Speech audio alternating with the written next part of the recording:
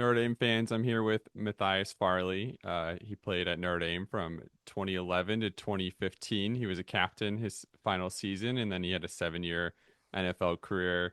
Also a captain in 2020 at the professional level with the New York Jets. Obviously, you had a pretty successful career in football, and it kind of Notre Dame was a big part of that. But as a kid from Charlotte, I'm kind of curious, how did you first get familiar with Notre Dame, and what's your first memory of the university?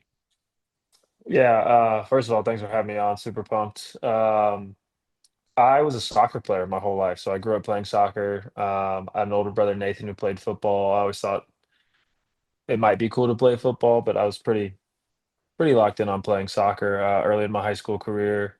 Switched to football my junior year. Was getting heavily recruited at Cincinnati, and then that was the season that BK came over. So all my mail switches started showing up on gold paper instead of black and red paper. And you know, truthfully, I knew nothing about the history. I mean, I knew Notre Dame was historic and, an iconic football brand, collegiate professional period. Didn't know where South Bend, Indiana was, all of those things. So I started getting recruited. Went up and visited. I got great counsel saying this is one of those schools you have to go at least visit. Like you could go to Carolina and visit, whatever. Some schools you don't, but whether you go or not, you have to visit. So I went up with my high school coach spring of my junior year. Um, Wanted to commit right away. He's like, you need to go home and talk to your parents. So came back, talked to my parents, committed the next morning, and that really started the whole journey, the whole process, and really grew me to who I am and where I am today. What made you ultimately decide you really wanted to switch from trying to play soccer to football? Had you kind of already, when you switched to football in high school, committed to doing so, or what really kind of sparked doing that? Yeah, it's a good question. I realized that soccer was it wasn't as cool as football. I think a lot of people realize that in high school, right? Our football team was really, really good. They won state my sophomore year or something, and we got all these guys coming back. Um, my soccer team was terrible at my high school. I never played club. Um, and we would lose by football margins. So I just thought, it might not be a bad deal to switch and be a part of a winning team. Most of my friends played football. Uh, and my older brother Nathan, who I mentioned previously, he had played at Coastal Carolina, got hurt, couldn't play anymore. So I mentioned it to him my sophomore year, pretty dejected about how soccer was going, and he just lit up. He was all excited. So I was like, you know what, I'm going to do this. And then our high school coach Eugene Robinson, who I still play golf with every Saturday morning, which is a blast. He's the reason I wore 41. He played 16 years in the NFL, played safety, coached my brother and myself, and he waited. My brother's 7 years older than me, and he waited 7 years for me to come through high school and coach me. And he always told me, he's like, "You're going to the league, Farley. You're going to the league." I'm like, "Dude, I play soccer." You know what I'm saying? Like, I don't know how to fix my chin strap. Um, and so those two were the main components as to why I switched them. It's all like, the high school football's cooler than soccer kind of deal. That's really interesting. I played football 1 year in high school as my sophomore year, and I just got crushed. I did not adapt to it that easily. So I'm kind of Yeah, curious yeah. what it's like for you to pick it up as a junior and then start getting recruited by Cincinnati and then Notre Dame, and I don't know, kind of adapt to the sport you had never really played before. Yeah, I was a very physical soccer player, so I found myself in, card trouble all the time. I had to go talk to, my coach and guidance count, just why are you playing so aggressive? So I don't think the physical transition was too bad because, I was all about running into somebody without pads, basically. So you give me a helmet and pads, and I did, I was very naive in the sense that everybody's fast and big and so I was just crashing out. I just thought I could hit anybody, and the mental side of it was much more challenging. Soccer's obviously there's set pieces and stuff, but learning a playbook and terminology, and I knew cover two is cover two, but the nuances of the game of football, that was a bigger hurdle to get over than I would say just the physicality of the game. Interesting. So then you get to Notre Dame in 2011, start out at wide receiver, and then eventually you switch over to safety. But what was that process like to kind of come in at that one position and then eventually make the transition? throughout the recruiting process, I was getting recruited as a corner, a safety, a receiver. My whole senior year, I thought I was going to play corner at Notre Dame, which I thought was hilarious because, I mean, y'all have seen me play at this point. There's no way I would ever play collegiate corner. I would get cooked every single play, unless it's a run play, then I come and make a tackle. Um, but I'm blanking. Can you repeat the question? I'm so sorry. Oh, I just yeah, went on a tangent. Oh, my no, freshman year, receiver. Yeah, so I get yeah. recruited as a wow, I'm back. Recruited kind of all over the place. Show up to campus as a receiver. Theo Riddick was there, Robbie Toma was there, TJ Jones was there. So I'm watching all the Will Fuller came right after. Thankfully I was not playing receiver at that point because I'd been even further on the depth chart. Um, and I just realized really quickly that I would never play receiver in college. The high school playbook for offense is very similar. I was in there with Charlie Molnar, and he was just on that whiteboard like Einstein, drawing up all this stuff, and I'm sitting there like, "You are speaking a different language." Even in practice, like warm-ups, they'd go through, routes on air, and I'd sit there and I would just study what Theo did, what TJ did, and what Robbie did because I was like, "This is the only way I can show that I know what I'm doing." I just have to memorize like each play because everybody runs the same thing, and so I would just memorize it while they were doing it because all the calls I was still light years behind. So realized in short order I would never play receiver.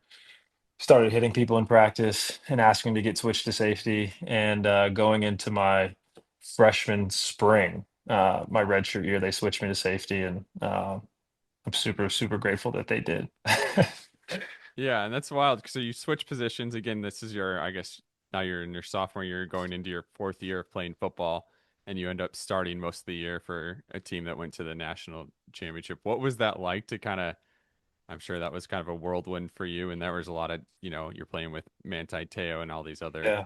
really prominent players, and you're kind of brand new to the game, just switch positions. Like, what was it like for you to fit into that like dominant defense? I think that we did a great job of developing a culture, within the locker room, and everybody felt like the next man up mentality, all that stuff. I kind of came into that year with a chip on my shoulder from getting switched to safety, having a good spring, but I was way too heavy. I was like 220, which is, I'm 5'11". That's not a good ratio at my build. Some guys can carry it. Wasn't for me. So I came into that spring or the end of that spring knowing that I had a lot of work to do physically in order to even be taken seriously came when camp came around. And so I came into the season, Austin Collinsworth dinged his shoulder, so that kind of pushes you up a little bit. Um, and the first couple of games, I got to play against Navy because it's a different kind of defense. So I got to start that game. That was really cool. I gained a lot of trust during camp and, studied my butt off to make sure that I could contribute should the time come. I was hoping to get on the field. My goal was to get in like sub packages, potentially and play special teams redshirt freshman year. And then, Jamoris went down against Michigan State. I think that was like week 3 or week 4. The week before he had got dinged in the second half, so I played against Purdue. So I'd gotten some reps and you know, leaned on a lot of the other experienced guys that were back there. Zeke Mata was a huge help to me, and I really have to give a ton of credit to Bob Elliott, rest in peace. Just one of the greatest coaches I've ever had. Once I started playing, he would have me come up into his office every single day. Right after we get off the practice field, we'd be in there for 45 minutes to an hour. We'd go through the entire practice, go through corrections, so that when we went down to film, I'd be seeing it again. So he just invested so much time into me, which really accelerated my maturation process that season. And I gained confidence over the course of the year. Our defense was good. I mean, playing safety in front of or I should say behind all of those guys made it a little simpler. You had Dan Fox and Carlo and Manti and Tap. All these guys were just mammoths. Lewis Nix, also rest in peace. Just so many good players, and so playing safety, I'm sure they covered me a lot. I thought I was balling out there. I was like, why do I always have cover 2 on my side? So we don't want you one on one with that Yeah. guy. But it was that whole season was a dream. That was one of the most fun years of my life. I mean, totally unexpected going into the season to have a role like that and then get to contribute, play in a national championship. I think that's the dream when you go to Notre Dame, right? Yeah, absolutely. I'm kind of curious after that. I mean, you have this great season, and over your next 3 years, you were obviously still a big contributor, but you didn't necessarily always start. You kind of took on different roles. You played nickel a little bit. What was it like to kind of go from that high to then start realizing you have to like kind of adapt and do different things and, you know, be that kind of team player, I guess. Yeah. I mean, it wasn't easy. I'm not gonna sit here and say it was always the easiest thing. I'd gone through position changes and coaching changes, all that kind of stuff. And I learned that also in that 2012 season, I looked at Jamoris that whole year. We'd spend a lot of time together. He tore his Achilles, and you think everything's going to be hunky dory. Uh, so when you hit adversity, it's just leaning on other people's experience. And um, I never thought I was going to play football in college. 'Cause to me, it was always kind of like means to an end. And so you know, when I did swallow my pride about things, I tried to take the perspective of, okay, I'm still here. I still have an opportunity to contribute. I can still impact people's lives around me, and I'm getting the best education out. And so at the time, I would say it sucked and it was miserable and, all of those things. When I look back at my NFL career and all the things that I felt devalued for, fighting, clawing, trying to prove myself every year, that was my calling card in the NFL. Teams would bring me in, I'd contribute, and, the next year I'd start at zero. And that was kind of like how my college career went. It didn't matter what the year prior ended up being, positive or negative. It was, you're starting at the bottom of the hill and you got to climb it again.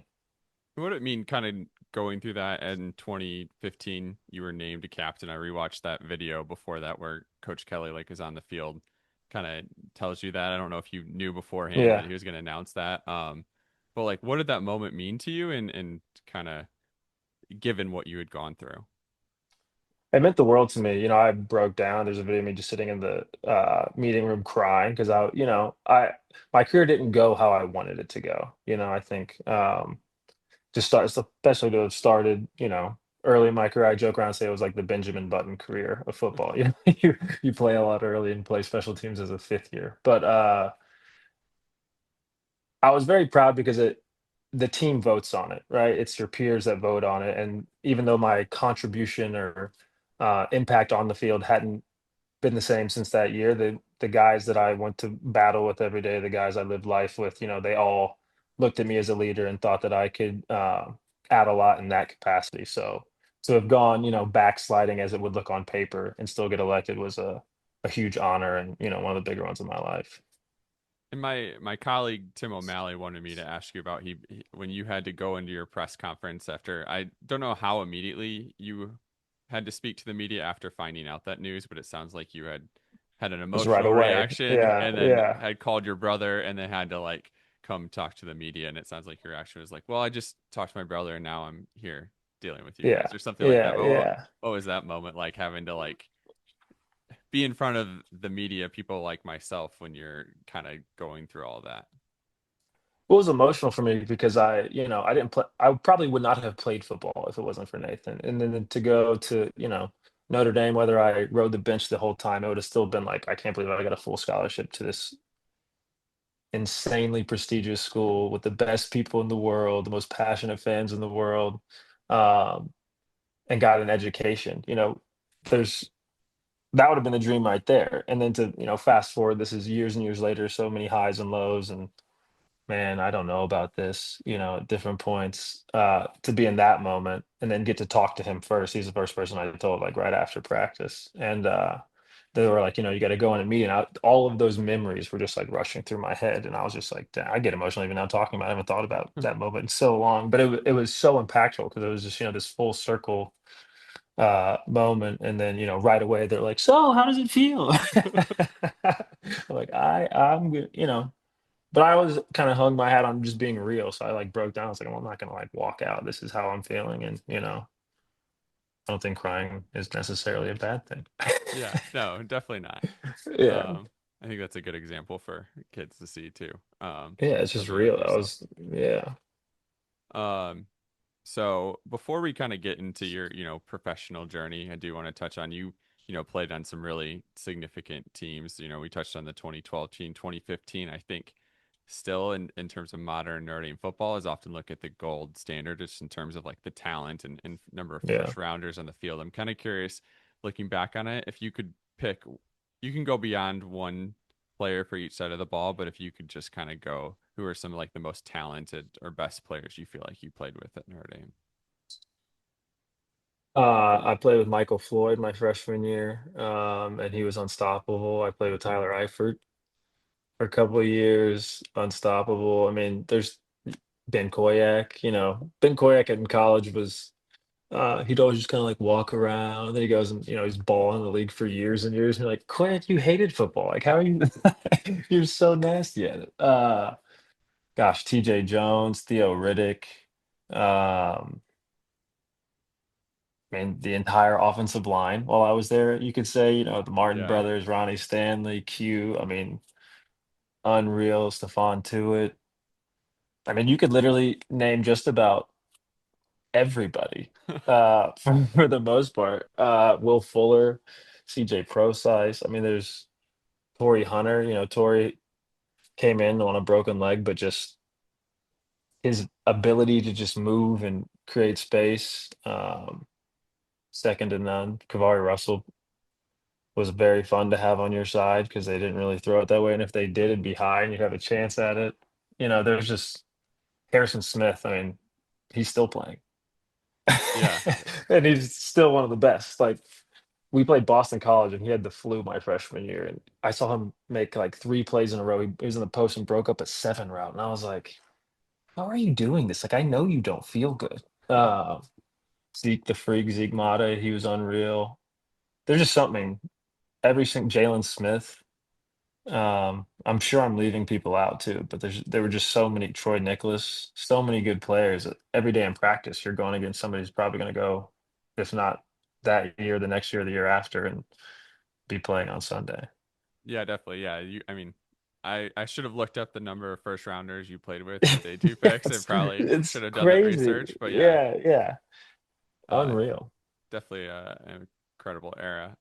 So after that, I mean, I don't think you got you played your final year. I think you actually had in your 4 years on defense your least number of tackles, but I don't think you got a combine invite, but you're still going through the draft process. Like you've Yeah. only been playing football for 6 or 7 years. Like, what was it like to be like, I didn't even know I was going to play football in college, but now I'm going to go pursue the NFL and kind of go through that process.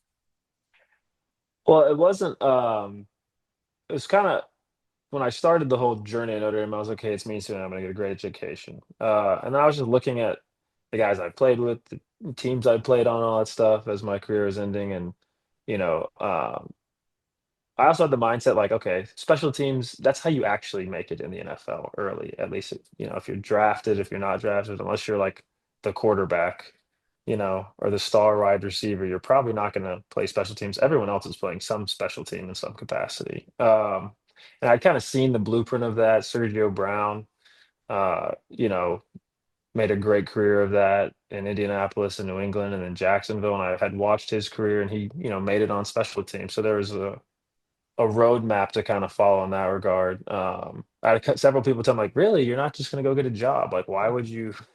I was walking in to pack up my locker, and Van Gorder was in there, and he's like, "So, what are your plans now?" And I was like, "Oh, I'm going to go to Chicago and train, and try to go to the NFL." And he's like, "Really?" And the way he said "really" was like, "You?" And I Oh was like, man. "That's great." See you later. I have a picture of Mike in my backpack, and took it to every game I went in the NFL. It's funny. So I went to Chicago, trained, and I, obviously knew I wasn't going to get to the combine invite, but our pro day we had so many people.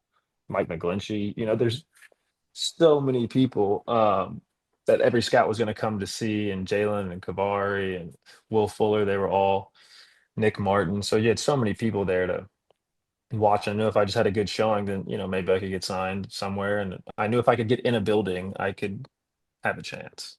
Yeah, and I mean, I looked at your pro day numbers. I think you ran like a 4.5 flat in the 40. Like those are pretty good times. So obviously that helped you get into, I believe the Arizona Cardinals signed you Hmm. as an undrafted free agent. I looked back at some reports, and it sounds like you were playing really well throughout even like the preseason process, and were like a late cut, and then got picked up the next day by the Colts, and then played in game one with the Colts. Like what was that like going, you kind of grind real hard. You feel like you're doing well, get cut, and then you're on another team and you're playing. Like, what was that like to go through that? It was a whirlwind. I mean, it all happened so fast towards the end, but I went to Arizona knowing that I probably wouldn't make the team just based on the safeties that they had on the roster already. They had Tyrann Mathieu, DJ Swearinger, Tony Jefferson, Tyvon Branch, and they had drafted a kid, Marquis Christian, the same year I was. So I just knew that like their safety room is so stacked. But because they're so stacked, if I could hang and I could learn from those guys who are already having great careers at that point, um, then I would have a chance to play on another team because very few other safety rooms looked like that at that time with that much depth. And so I went there trying to learn as much as I could for them. I still was kind of surprised I got cut because I was like, dude, I'm balling. I'm out here balling. Y'all thought I was slow. Y'all thought all this Yeah. stuff. I was out there smacking people. And then Marquis Christian, he was a thumper. So we had so much fun playing because we played a ton. Because you at the other side of that is because they had so much depth and a veteran presence in that room.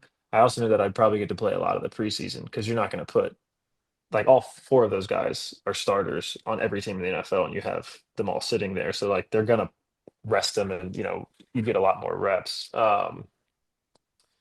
And so when I got cut, I thought I was gonna make the team because they released it so late, like you said. So I was like, oh man, I might have a chance. And then my agent calls me. He's like, hey, you got cut. I was like, sick. He's like, so start packing. I don't know where you're going. So I'm in my friend's apartment packing up all my stuff. Like, okay, I could be done. I could be going somewhere else, or I could be like, tapping into that Notre Dame network. Like, I need a job, right? And then I got the call from Indy at like 3 o'clock, and I was on a flight at like 7:30 to Indianapolis. Picked up, dropped off at practice the next day. No, nobody. I'm calling people by their numbers in the building. you know? Uh, And then that first week we played the Lions and, a couple guys went down and they told me when I got there, Grigson and Pagano, they were like, you need to know everything. Which was kind of my deal in college. Like I had to kind of know both safety spots, spot corner, and then nickel or outside linebacker or whatever. So I just went in and started studying and then a couple guys go down, they just throw me in the game and I'm standing out there like, I don't even know the other safety's name. Like I can't even sit here and be like, hey, Mike. It was a whirlwind, but I think I gained trust in that, and they told me that's why I was there. Like you're gonna have to play at some point. So you need to know what you're doing. And I think, they probably called a defense that I would know at the end of the game. But that kind of set the groundwork. And then from there in India, continue to gain trust, gain favor, and got more playing time. Yeah, I think you started almost every game the following season. Still a big contributor the next year when I believe you guys went like 10-6 and made the playoffs. Like, um, kind of curious, like going into that situation, how much you kind of touched on this earlier, but how much your time at Notre Dame kind of prepared you for the NFL where things didn't always go your way. You weren't necessarily like the Jalen Smith out there, just kind of being physically better than everybody. Like, what was Yeah, it like yeah. to do that? Well, I knew that like my advantage would be if it's not just my advantage. I think it's anybody's advantage in any profession. If you're prepared and you actually know what to do, even if you're like a little slower or a little shorter, you know, little shorter arms, or his hands aren't as big, so he's not good at football. Whatever they say, I just knew that if I knew what I was supposed to do and knew where to be all the time, then that would trust trumps ability if you're next on the line to get fired if somebody blows a coverage or whatever the case may be. um, and then I was surrounded by people at Notre Dame constantly that were going to the NFL and making immediate impacts. I'm like, I was going against him in practice last year, so I think just being around that caliber of player um, definitely helps the transition to go to the next level because you're going against a former first rounder or you're on the cross the ball from one or a line next to one every day at practice. Yeah, definitely. That makes a lot of sense. That just, I mean, we touched on earlier, just the caliber of players you were seeing constantly, and I guess knowing what you needed to do to, kind of always keep up with those players makes a lot of sense. After that, you went to the Jets, and we talked a little bit before recording this. I believe it was in 2019, your first season there. Bennett Jackson was also on the roster. He'd been dealing with a lot of injury, so he'd made a lot of, camps and stuff like that, but had just kind of always come up short. And I was with Blue and Gold Illustrated at the time, and I got to interview you both for a story on kind of him being on the roster. So it was more focused on him. But I'm kind of curious, what was it like your first season in New York playing with one of your good friends and kind of getting to see him kind of start living his dream after going through so much adversity? Yeah, I have the utmost respect for Bennett. He and I are super close. I remember when I signed, I got released like the before the last preseason game in Indy. Shout out to Rex Hogan, another Notre Dame guy. He was the assistant GM in New York, and he had been with the Colts prior to that. And so he brought me in, and then he calls me the next day. He's like, "We're signing Bennett," and I'd followed Bennett's career. He and I have always been very, very close, and I was like, "We're signing him," not like, "Hey, he's gonna be on P squad or something." He's like, "No, we're signing him. You two are the backup safeties." And I remember thinking, like, this is a dream, to have to, I loved Indy. I would have stayed there forever, but like to leave teams, go somewhere where you already have an ally in the building, and then they sign your best friend your whole time in college and post like this is a dream. So he shows up, and like you said, he battled. I mean, he grinded. He was in and out and coming back from stuff. Tough breaks at different points when he was playing really, really good football. And we just had a blast that year. And despite the record and all that stuff, we lived in the same apartment building, and it was like it just made the whole transition of leaving Indy after being very familiar to there. He's from New Jersey, also from Hazlitt, and he got to play for his hometown. I got to watch him do that while he had been with the Giants his rookie year, then Baltimore, and full circle he's back, and in his backyard. So like after games, we'd hang out with his whole family and stuff. It felt like being in college again, honestly, minus the record. That's great. And then the next season, you're, back with the Jets. You're named the special teams captain. What was it like for you to, you're kind of, you had a moment where people are saying like, "Oh, you're really even going to try this NFL thing?" And then you're 5 years later, you're still playing, and you're a captain on, I mean, one of the more prominent franchises in the league. Yeah, it was again, it's a huge honor because the team votes on it, right? It's not like the coaches come down like, "Hey, we want this guy because he's, the quarterback," or whatever it is. Your peers elect you. And so it was a huge honor, not something I was expecting, and I don't think it was something really anybody outside the building was maybe expecting because I got cut the day before Oh, because they had to bring guys back off IR, and so I was already a vested veteran, so like they could cut me. I wouldn't go on waivers and they're like, "Hey, we're gonna resign you tomorrow." But so I get cut. I'm packing like just leave your stuff. But I'm like turning on my iPad. Guys like, "Dang, Farley, like what the heck's happening?" I was like, hope to see you soon or something. I knew I was gonna come back the next day, and then my wife was with me in the car, and she's like, "What do you mean? Like, what do you mean you just got cut?" And I was like, "It's okay. This is just how this works." Uh, and then go fast forward the next day, the team votes on captains, they elected me, and I was like, "Dang, this is actually a wild story." And again, just a huge honor, and pouring into the guys in the locker room and trying to have an impact that wasn't just a special teams tackle or interception or whatever it may be. so could you go through that a little bit? So they release you, but they know you're gonna come back. So when the team votes, were you back on the team already, or did they vote you knowing like you would get re-signed? Like So when did we that we happen? voted the next day. Okay. So I got cut, and everyone's like, "Where is he?" And I came back the next morning, and we voted, and then they're like, "All right, here's your captains." And everyone's like, "What is going on?" Because you also have new guys in the building too, because it's the end of camp, so like there's a lot of shuffling of rosters. So people are like, "Didn't that dude just get cut?" Yeah, like 2 days ago. It might have been 2 days, but uh, yeah, it was just I'm very grateful that they did what they said they were going to do. Whether I got elected captain or not, they were like, "Hey, we're going to release you, but we're going to bring you back because we got to bring these first round picks off IR." Yeah. Well, clearly they made the right decision because that Yeah. probably would have been pretty demoralizing had they not gone on their word for Oh, the yeah, guy they're about yeah, to name captain. So, yeah. No, it was um, awesome. It was a big honor. Definitely a big honor. I have, the jerseys with the C on them, which, I think everybody looks at when you're looking at a field and like, dang, that dude's the captain. And I never thought in a million years I would be a captain at Notre Dame or in the NFL. Yeah, and I think in the NFL, some teams have started to name more captains. Like it's not just like three or four guys, but I mean, at that time, I think you're just one of a few captains. Like it's not even. Yeah. I guess in college, sometimes you can see teams like name 10 guys, and Yeah, it, the whole senior class. You're like, dude, who's talking out here? yeah.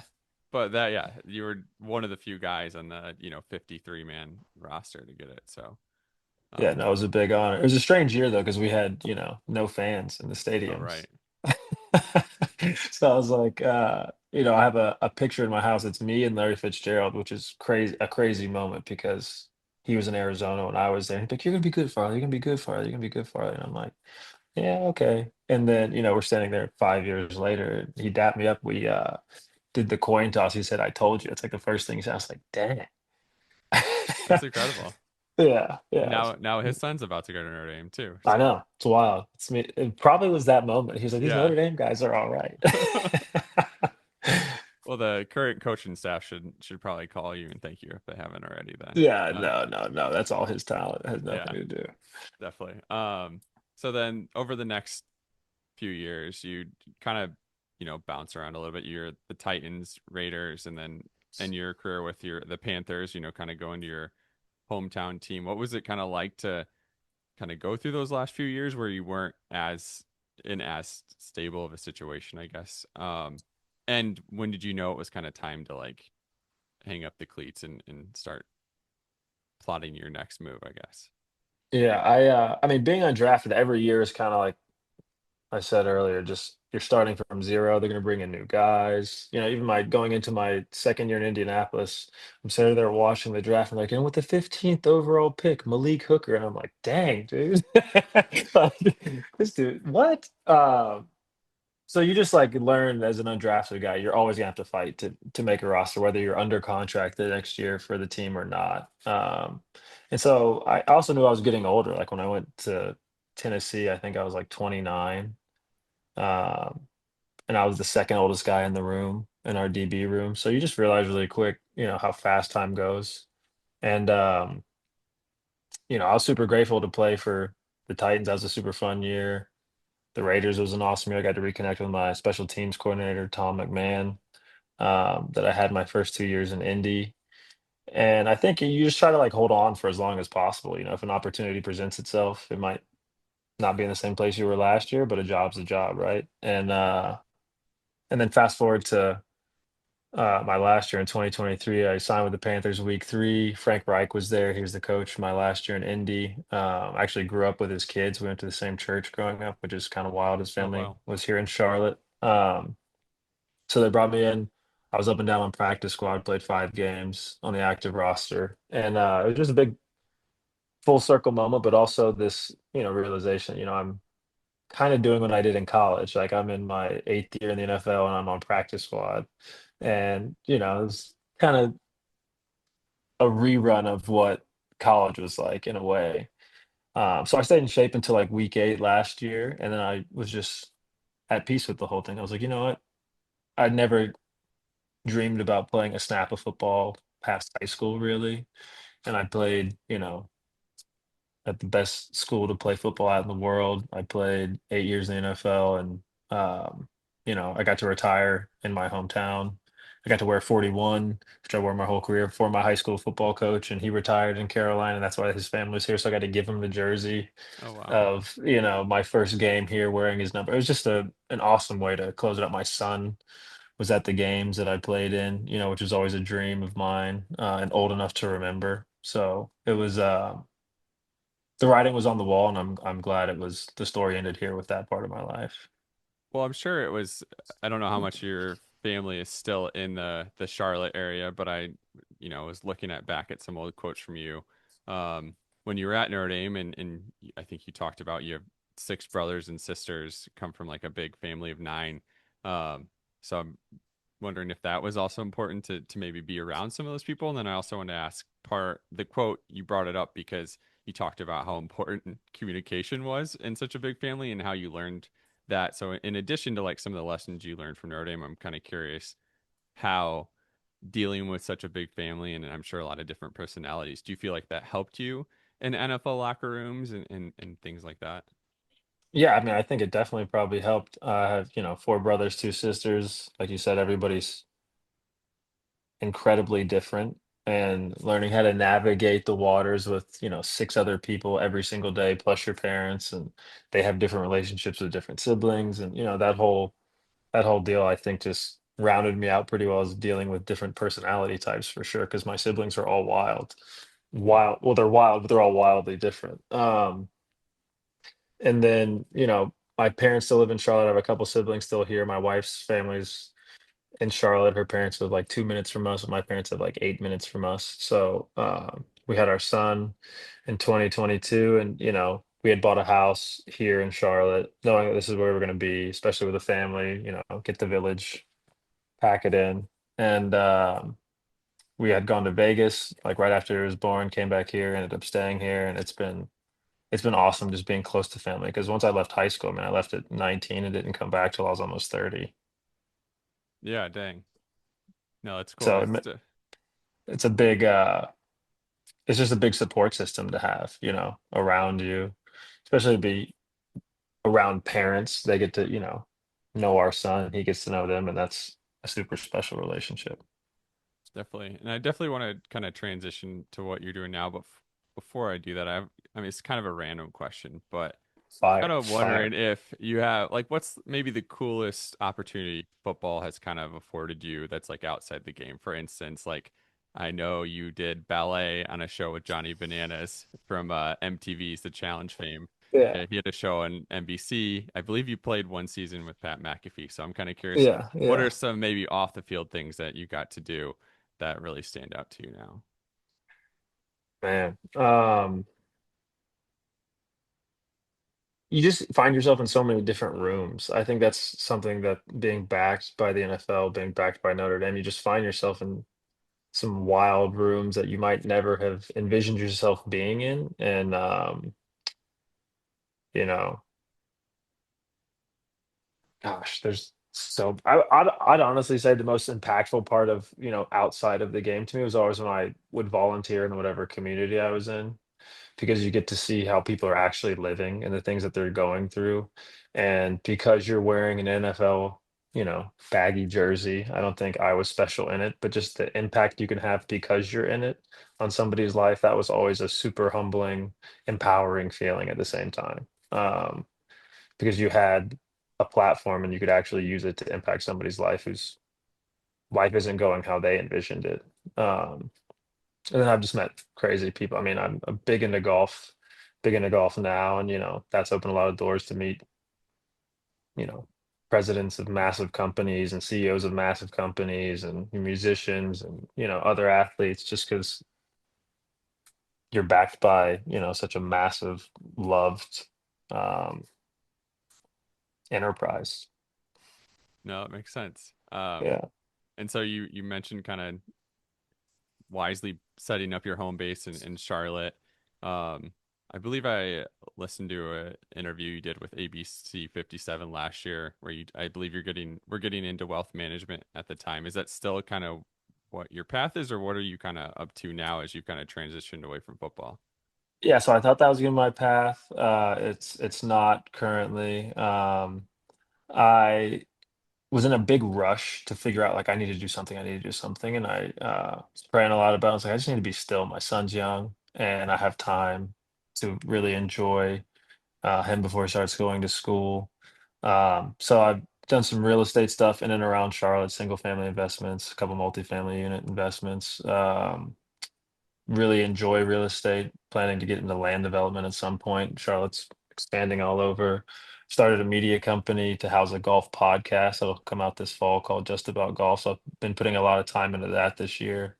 I've done some public speaking for different companies throughout the course of the year. So I'm just kind of dabbling in a lot of things, trying to be mindful of the time I have. And then this golf podcast is something that I've wanted to do for forever. It's all about just the connection that the environment of golf creates, um, and the storytelling that comes from that, and interviewing cool people at the top of their profession, learning their stories. Um, and hearing it from their perspective has been really, really fun to do. That'll start coming out this fall. Um, so yeah, I'm kind of all in on just about golf right now. I'm actually outfitting a room in our house. We're moving the podcast studio here so we can just churn them out. So I'm really excited about that, and um, hopefully it booms. That's awesome. Yeah, I'm also in the process of, I mean, right now we have one photo in our office for Yeah, the podcast team, but I get it. It takes some time to figure out how you want to yeah. get that set up. We started really big. We had like all these camera guys and all this stuff. And we went out and filmed a whole, round of several rounds of golf and sit down after. And also, I'm like, we just need to simplify this thing. So it's gone through a threshing, but I think we have in the right spot to gain a lot of traction. So, I mean, you mentioned you're a big fan of golf, but it sounds like it's something that has become a passion. How long have you Yeah. played? Like, when did you start getting into the sport? So I got into it actually at Notre Dame because the Burke on Okay. campus, and in the summer there's nothing to do, and all the guys would go out there and just hack it around, after workouts. It stays light so long. And then on weekends I would play, and really got into it after my rookie year. And I found throughout my career the people and teammates that I was the closest to and have remained the closest to are all the guys I played golf with because I learned so much about them. And you learn so much more about a person outside the environment them in. You can't sit next to somebody for 4 hours or walk next to them and learn nothing, or you wouldn't be invited to play golf.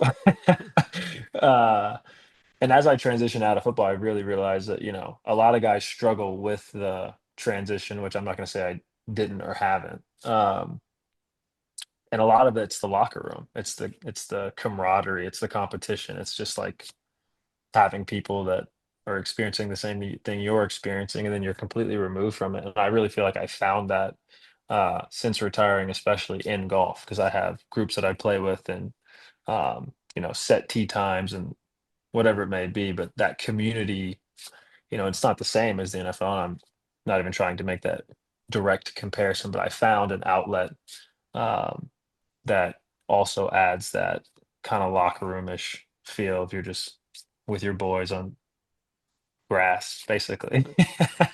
Yeah, definitely. Yeah. Who off the top of your head, who are maybe some of the best teammates from Notre Dame you had, or I guess they could be later players, but Notre Dame football players that are like, who's the best golfer you played with, or who's up there? The best golfer. I haven't played with him. Harrison Smith's really good. I know he's really good. Michael Floyd sucks. I hope he listens to this. He actually doesn't suck. He's really good. Uh, man, I'm sure more of the quarterbacks than I think are good at golf or specialists. Uh, but I would say, I mean, Floyd's super into it. Harrison plays a lot. I think Kyle Rudolph plays a lot. Braxton Cave plays. I don't know how good that. Bennett Jackson's actually starting to play golf. I sold him a set of irons Oh, nice. like a year ago, and he just talks trash all the time about how he's going to beat me. I'm like, dude, you can't break 100. There's no way. You know, I also struggle to break 100, but all I have is trash talk, so I get where he's Yeah, coming yeah. from. You No, know? yeah. You got to bring what you got, Yeah. But like Darius Fleming, he and I play a lot together. Steve Botsford, he and I play a lot together. When I'm in Chicago, Cap plays golf. We have this golf group chat, Dion Walker, and everybody we all go on a golf trip every year. Um, so it's just an easy way to stay connected. And if nothing else, you'll show up for the golf and you'll have to hang out. So Yeah. It's awesome. And kind of speaking of Notre Dame, obviously they had a pretty good season last year, but it's under, I guess Mike Denbrock is still there, but there, a lot of new faces and coaches and stuff. What's it been like for you as an alum, especially maybe now that you're, away from the game to reconnect maybe as somewhat of a fan with the Notre Dame football program? yeah, I mean, first and foremost, Marcus Freeman's the guy, right? You don't you don't see very many coaches, period, like him, in my opinion. In a lot of ways, but if you hear anybody talk about him, everybody talks about him the same. And I think that's a testament to his character and then his leadership. Under his leadership, he's bringing in the right people. College football is always going to move and shift, and there'll be different coaches and different players. But if you have the right guy steering the ship, I think you always have a chance to go in the right direction. Um, Ash, the DC, Chris Ash. He was actually my position coach when I was in Vegas, and one of my favorite coaches I've ever had. And I thought he'd always, and I would always go back and forth because he'd be like, "Oh, you Notre Dame guys, you Notre Dame guys." And right when he got the job, I called him. I was like, "Hey, man, you're a Notre Dame guy now." And we actually ran into each other earlier this year on campus, and that was a cool moment. But he's a great coach, super, super insightful, bright defensive mind. Been around the game for forever. So I think the people are in the right places, and there's a total buy-in, and I think you can feel that, you can sense that, you could tell every game last year, just how hard guys played for each other, for Freeman, for Notre Dame. I mean, I think that's the culture there is right, and I think morale is one of the biggest issues in all team sports. And when you have a strong morale and a strong culture, and then add a ton of talent into that, a lot of guys who have seen what it looks like, right? Like go through the entire year last year, every game's a playoff game. The young players, so many young players, especially on defense, stepped up and they've been in those moments. And so then all those moments aren't foreign. And so I'm excited about this year. What is what do you feel like, having worked with Chris Ash, you touched on him a little bit, but what do you feel like he'll bring? I mean, I feel like when the media get to talk with him, he's kind of like, I'm not changing much, and he's a little coy, but in your experience, like what does he kind of add as a defensive coordinator potentially? I mean, first and foremost, he's such a great defensive mind. He's been around the game, like I said, for so long. And the thing I loved and still love about Coach Ash is how much he cared about the players, right? I think that gets lost sometimes, especially the higher and higher up you get. It's a job, your coworkers more than anything. Um, but Coach Ash would come in there and, make sure everybody was good. He'd always be checking in on people. And I said, so when you have somebody like that, he's fiery too now. It's not like he's coming over and like, hey, are you feeling good about practice today? He'll light you up if you need to get lit up, but he just has a very high emotional intelligence. And I think, um, you know, he's going to make great decisions, but also like guys will play hard for him because he actually cares about you as a person, not, what your stat line is.